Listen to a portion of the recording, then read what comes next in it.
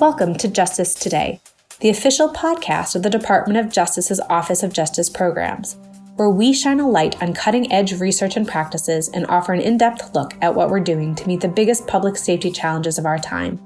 Join us as we explore how funding, science, and technology help us achieve strong communities.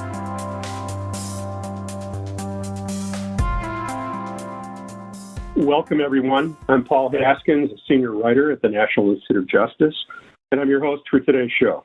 I'm speaking with Mary Poulin Carlton on the subject of school safety research supported by NIJ. Mary is a social scientist with NIJ and a resident expert on the subject of school safety research. She manages the Institute's school safety research portfolio. Thank you for being with us here today, Mary. First, why is school safety research so important to NIJ? Thank you, Paul. So NIJ's research on school safety reflects our larger concerns related to crime prevention and violence reduction. Our research in this area reflects the nation's commitment to improving school safety and preventing violence. So shootings at schools like Sandy Hook Elementary and the Marjory Stoneman Douglas High School represent one very visible and terrible dimension of school violence. But every day in our schools, student conflicts, bullying, and other threats to the physical and emotional well-being of students can make schools unsafe for students as well as staff. And we know that schools can and should be places that foster learning. So NIJ has been working with our research partners to advance our knowledge on what causes school violence and what works to keep schools and students safe so that we can help schools meet their mission. It's an issue that really touches every school, and it represents a complex challenge for all the stakeholders. So it's such an important issue across our country. Mary, what is the scope of NIJ's involvement with school safety research? Well, so the federal commitment to school safety has been quite robust. For NIJ, support of school safety research has represented a sizable part of the Institute's work and budget. We've invested more than $200 million in K-12 school safety research since 2014, and that's really an unprecedented investment. Much of this work has been funded by large congressional appropriations to NIJ via both the Comprehensive School Safety Initiative and now the Stop School Violence Act. So with that commitment, NIJ is a lead agency in defining and directing research on school safety. Well, that sounds like a huge commitment by NIJ in this area. Mary, could you give me a few examples of subject matter areas covered by grants supported by NIJ? Sure.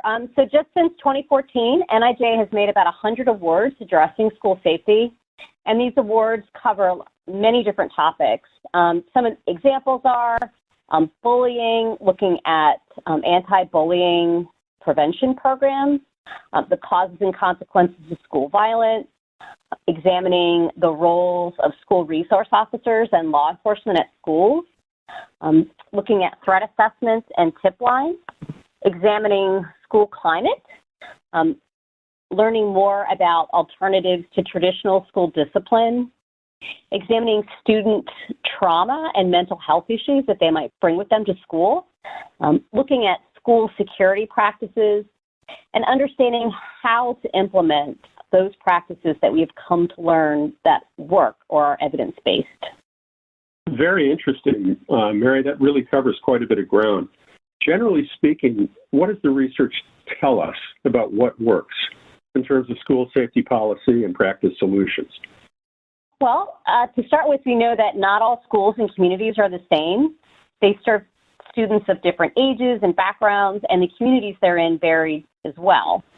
So there really isn't a one-size-fits-all approach to improving school safety. The approach should be comprehensive and include a framework that's adaptable to a school's circumstances and needs. And NIJ's research has helped us identify the key elements of a comprehensive framework. Great. So there's no single approach to school safety and no single solution. But are there certain core elements of the school safety research framework? Yeah, that's right, Paul. So NIJ's comprehensive school safety framework consists of three foundational elements: physical safety, school climate, and student behavior. They're three different things, but they're interconnected.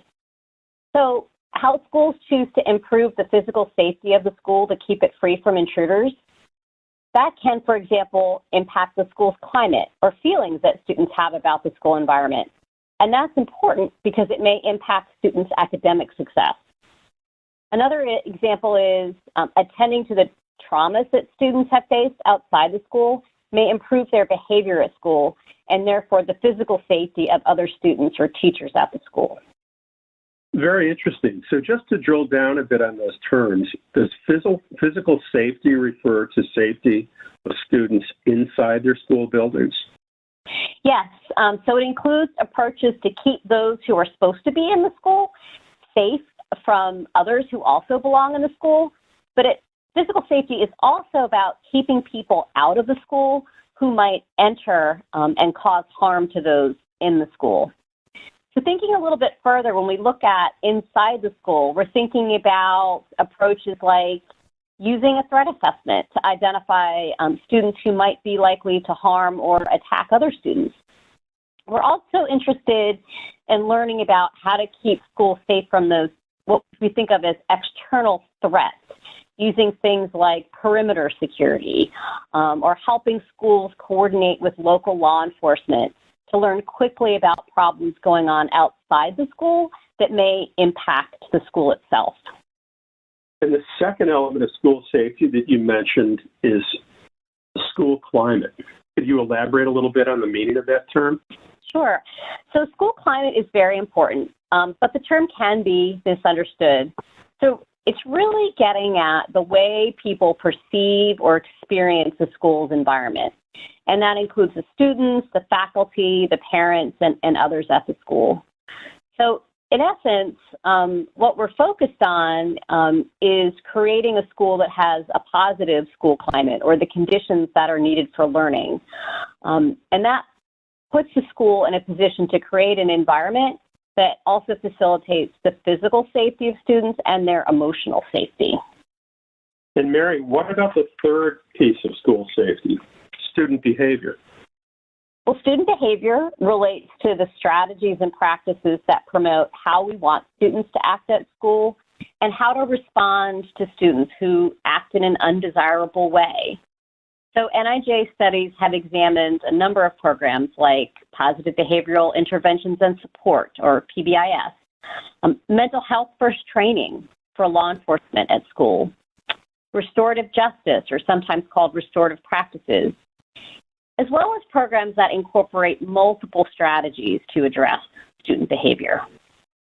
Great. And this is more of a big picture question. I know much of the research supported by NIJ focuses on development of and testing practices and programs, but I understand school safety portfolio goes a step further.